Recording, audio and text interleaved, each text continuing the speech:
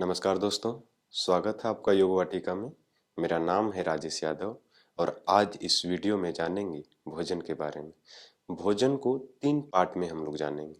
पहला, भोजन की महत्वपूर्ण जानकारियाँ, भोजन करने से पहले हमें क्या करना चाहिए, भोजन करने के बाद क्या करना चाहिए।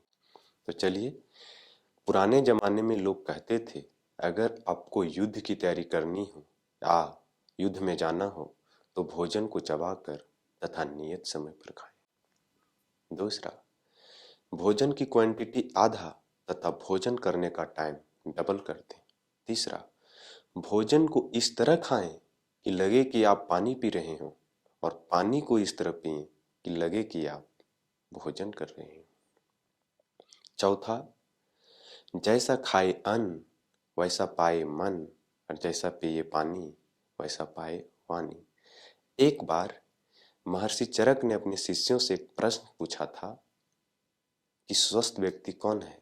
तो महर्षि वाग्भट ने उत्तर दिया, जो व्यक्ति हितभुक, मितभुक और ऋतुभुक के अनुसार भोजन ग्रहण करे वह व्यक्ति स्वस्थ है। अर्थात जो व्यक्ति हितभुक यानी कि जो भोजन हितकारी देने वाला हो, मितभुक वात पित्त कफ के अनुसार जो व्यक्ति भोजन ग्रहण करे। तीसरा, ऋतुभुक यानी ऋतु के अनुसार से जो भोजन ग्रहण करे वह व्यक्ति स्वस्थ है। भोजन 3 प्रकार का होता है दोस्तों। एक जो सकारात्मक ऊर्जा दे, दूसरा जो नकारात्मक ऊर्जा दे और तीसरा जो ऊर्जा ना लेता है ना देता है। सकारात्मक ऊर्जा में जो फ्रूट्स हो गया, ड्राई फ्रूट्स हो गया, दूध दही हो गया, अनाज से रिलेटेड चीज हो गया, ये सकारात्मक ऊर्जा देता है हमें। नकारात्मक ऊर्जा जैसे प्याज, लहसुन, मिर्च, ये सारी चीजें नकारात्मक ऊर्जा के अंतर्गत आती है। ये हमारे शास्त्रों में वर्णित है इस प्रकार। और जो ना एनर्जी देता है ना लेता है, जो न्यूट्रल है, जो शून्य है, जैसे आलू हो गया और टमाटर हो गया, ये सब ना एनर्जी लेता है ना देता है, इस तरह से वर्णित है। तो हम लोगों को भोजन में हम लोगों को जो सकारात्मक ऊर्जा दे उसे हम लोगों को ग्रहण करना चाहिए और उस हम लोगों को जीवित भोजन को ग्रहण करना चाहिए। जो जीवित कहने का तात्पर्य मेरा यह है कि जो भोजन पका हुआ नहीं हो, जो भोजन कच्चा हो। और कुछ भोजन को पका करके भी खाना है, जैसे हो गया चावल, दाल। तो 30 से 40% हम लोगों को पका करके भोजन करना है तथा कुछ को हम लोगों को कच्चा ही खाना है, जिसे जीवित फूड भी बोलते हैं। अब हम लोग इतना जान गए, अब हम लोगों को जानना है भोजन करने से पहले हम लोगों को क्या करना चाहिए।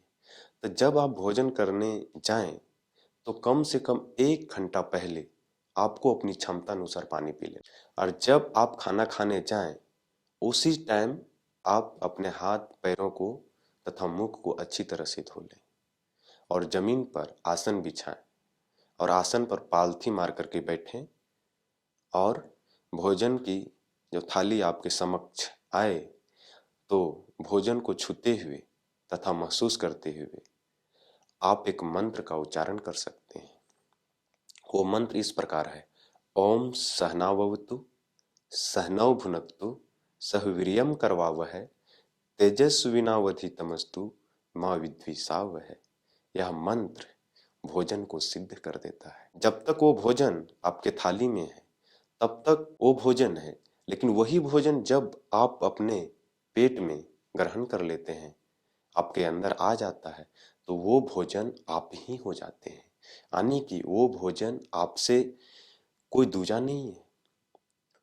तो उस भोजन को आप जितना रिस्पेक्ट देंगे, जितना आदर भाव से उनकी मतलब उस मंत्र के अकॉर्डिंग आप उनको एक रिस्पेक्ट दे रहे हैं, वो भोजन आपके अंदर उतना सुगमता से आपके अंदर कार्य करेगा और आपको ऊर्जा देगा। इसका तात्पर्य ये है। तथा इतना करने के पश्चात आपको 2-3 घूंट पानी पीना है। उसके बाद में आप भोजन को चबा चबा करके खा सकते हैं। इतना खाने से पहले आपको क्रिया करना है। अब बारी आती है खाने के बाद की बातें। तो आपको हाथ को अच्छी तरह से तथा मुख को भी अच्छी तरह से साफ करना है शास्त्रों में वर्णित है कि मुख को 12 बार कुल्ला करना है भोजन करने के पश्चात, ताकि हमारे दांतों में जो भोजन की कण है वह रह ना जाए। उससे हमारी दांतें सड़ने लगती है तथा मुख में दुर्गंध आती है। तो मुख को जितनी अच्छी तरह से आप साफ करेंगे उतना आपकी दांतें तथा मुख का स्वाद बना रहता है। और मुख का स्वाद बनाए रखने के लिए आप सौंफ तथा मिश्री मिला करके चबा चबा करके खा सकते हैं। और भोजन करने के पश्चात ही आपको यूरिन भी जाना चाहिए, इससे आपको डायबिटीज नहीं होगा। फिर आप 10 से 15 मिनट वज्रासन में बैठ सकते हैं।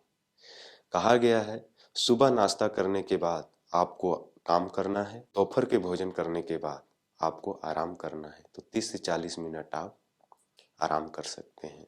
इतना आपको भोजन में सावधानियां रखना है। और आप अगर पूरा पालन ना कर पा रहे हो तो जितनी चीजें इसमें बताई गई है कुछ तो पालन कीजिए, लेकिन कोई गलत चीज ना कीजिए। जैसे खाना खाते समय कोई बहुत सारा बातें करता है, टीवी देखता है, भोजन करने के बाद बहुत कोई पानी पीता है। तो भोजन करने के बाद जो व्यक्ति पानी पीता है उसे विष के समान माना गया है। और भोजन के बीच बीच में जो थोड़ा थोड़ा पानी पिए 1-2 घूंट, उन्हें अमृत के समान कहा गया है। और भोजन करने के पश्चात हाथ पैर तो धोना ही नहीं है और ना ही आपको नहाना है। तो ये सारी सावधानियां रखनी है। कोई भी ठंडी चीजें ना खाएं भोजन करने के बाद, और पानी आप 1 से 2 घंटे के बाद ही पिए। तो इतनी सारी सावधानियां भी आपको रखनी है। धन्यवाद।